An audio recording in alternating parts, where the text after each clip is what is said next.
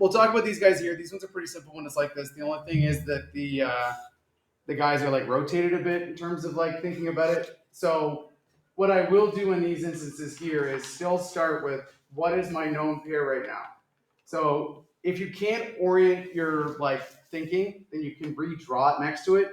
So it makes more sense, but hopefully you can see that this guy and that one are the two that we would be pairing together.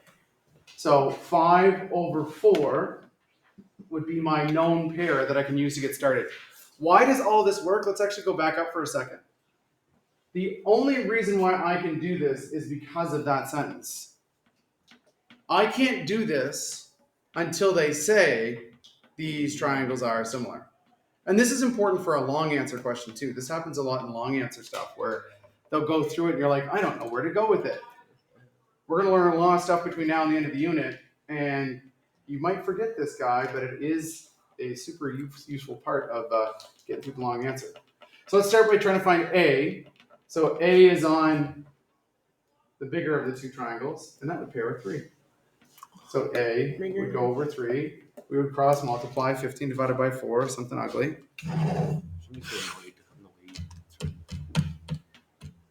So A is 3.75. Now, if I were to do use the same two triangles again on these guys here, what I would do is, if this was finding for A, when finding for B, I would start with the same known pair. Or you just do it. I could use 3.75 over 3, but what if I did that one wrong? So I just keep with the same guy, right? Because maybe I did some sort of weird calculation wrong. So then we're going to have B over 6 cross multiply. 30 divided by 4. Could also just do A squared plus B squared. Oh, wait, no, I wouldn't, because it's not the right triangle. So in this case here, we would have B is equal to 7.5. Okay. Which, if you want to do any kind of validation, let's kind of actually just write in the answers. Let's take a look at it for a second when we went through this. So I said he is 3.75 and I said he is 7.5. If we run through it now, 5 and 4. Okay, roughly makes sense. The smallest side was 3. The smallest side on this guy here still is the smallest side on the one that it's paired with. The biggest side on this one is still paired with the biggest side length on this one here. There's a bit of your validation for this guy here. Okay? Also, if you wanted, you just divide them by the big by small. So and you could do the division just all and see one are the point. proportions correct too. Yeah. Another. There's only one missing on this guy here. It's just a matter of like when they give you this much information, some people tend to struggle with what pairs with what. So what is helpful in this instance actually is that angle being right there and that angle being right there, right? Because I also know that these two, right, are the same angle as well. They're vertically opposite of each other. Why does that matter? Because now I can easily see that 5.32 is between that angle and that angle there. And I can additionally see that 3.8 is between those two angles there. So if you have a hard time orienting yourself, they'll usually give you angles to help you identify it. The other trick with vertically opposite is it's just basically on the same line. So I'm going to choose that one there and just say 5.32 over 3.8 is my known pair. And then I'm going to go ahead and say, okay, which one did I go with first again? I put the 5.32, so then P is going to go over 5.6, and then I'll do my cross multiplication. So 5.6 times. To make it simpler for me, right, that just go with the smallest number and put smalls on top, and then just like. Oh, I like that the too. Bigger one.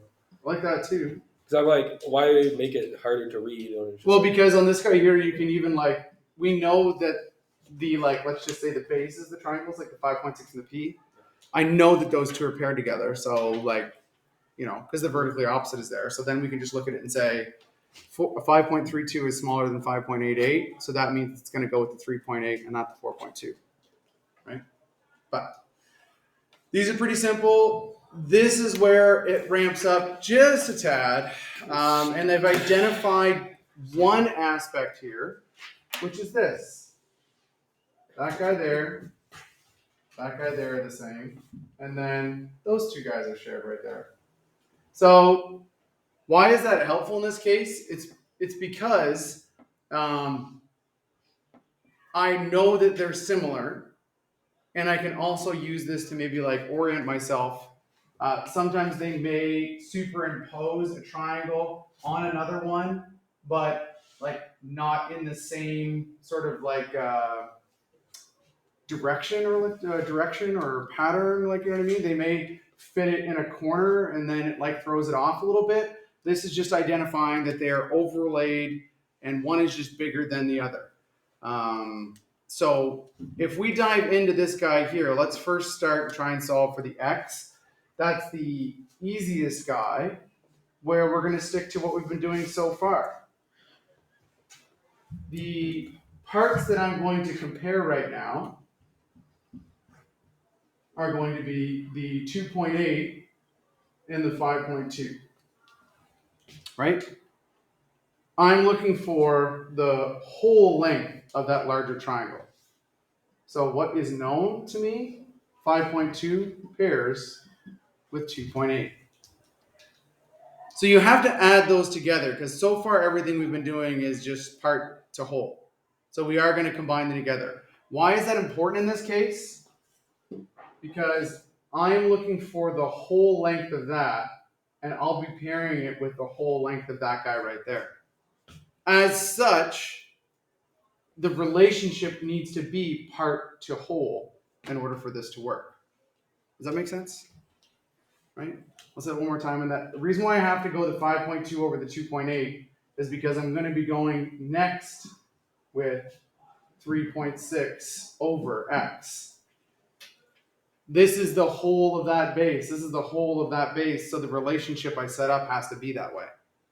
So now I would just cross multiply this guy here. So you did this and it was ugly, was it not? Yeah, very bad. Yeah. Divided by, Something yeah, something like 1.94. 1.94. Blech. So hopefully it'll work out nicer than that on other ones. But so that one's pretty standard, right? Like I you know, let's not go too crazy with it, but let's just erase the stuff that we just used right now.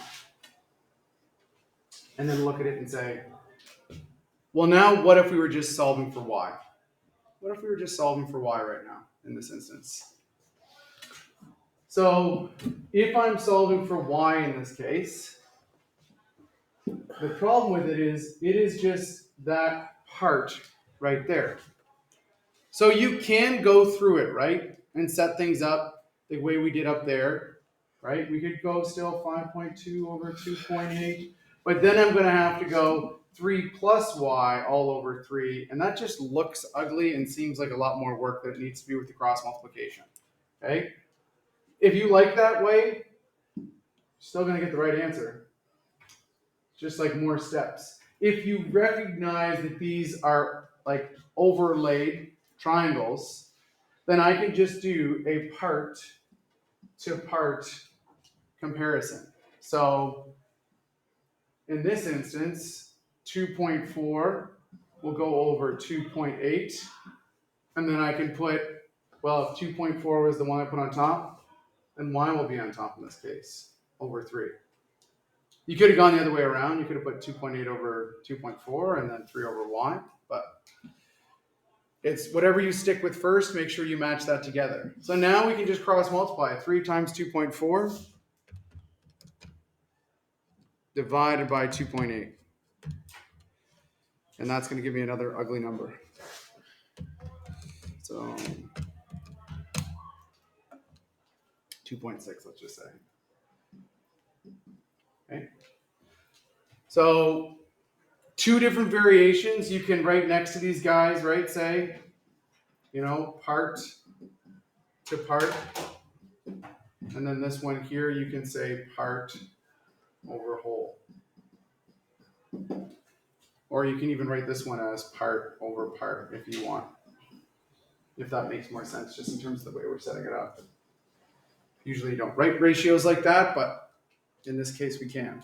So does this make sense kind of? Yes, no, maybe so, a little bit? Yeah, okay. So that is like using similar triangles to find a side length.